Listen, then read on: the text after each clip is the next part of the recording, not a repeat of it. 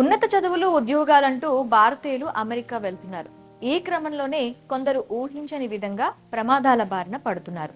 తాజాగా యుఎస్ లోని టెక్సాస్ లో జరిగిన ఘోర రోడ్డు ప్రమాదంలో ఓ యువతితో సహా నలుగురు దుర్మరణం చెందారు.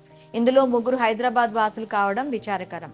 కార్ పుల్లింగ్ యాప్ ద్వారా కారులో ఈ నలుగురు ప్రయాణిస్తుండగా ఈ యాక్సిడెంట్ సంభవించింది.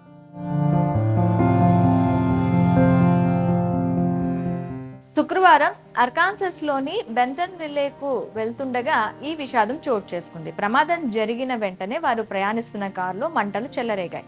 దీంతో ఆ నలుగురు సజీవ దహనం అయ్యారు. మృతులను తమిళనాడుకు చెందిన దర్శిని వాసుదేవన్, ఆర్యన్ రఘునాథ్, ఫరూక్ షేక్, లోకేష్ పాలచెర్లగా గుర్తించారు.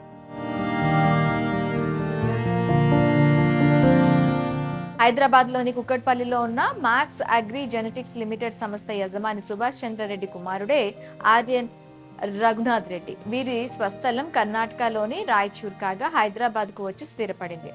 ఆర్యన్ కోయంబత్తూరులోని అమృత విశ్వవిద్యాపీఠ్ లో ఇంజనీరింగ్ చేసి ఈ ఏడాది మేలోనే టెక్సాస్ విశ్వవిద్యాలయంలో ఎంఎస్ చేసేందుకు వెళ్లాడు. ఈ క్రమంలోనే తాజాగా అతని స్నేహితుడు ఫరూక్ తో కలిసి బంధువుల ఇంటికి వెళ్లి తిరిగి వస్తున్నారు. లోకేష్ పాలచెర్ల తన భార్యను కలిసేందుకు బెంటన్విల్లేకు వెళ్తున్నారు. యూనివర్సిటీ ఆఫ్ టెక్సాస్ లో గ్రాడ్యుయేట్ చేస్తున్న దర్శిని వాసుదేవన్ బెంటన్విల్లేలో ఉన్న తన మామ వద్దకు వెళ్లేందుకు కారు ఎక్కింది. ఇలా అందరూ తమ తమ వ్యక్తిగత పనుల నిమిత్తం ఒకే కారులో ప్రయాణిస్తున్నారు. ఈ క్రమంలోనే జరిగిన కారు ప్రమాదంలో ఈ నలుగురిని బలయ్యారు.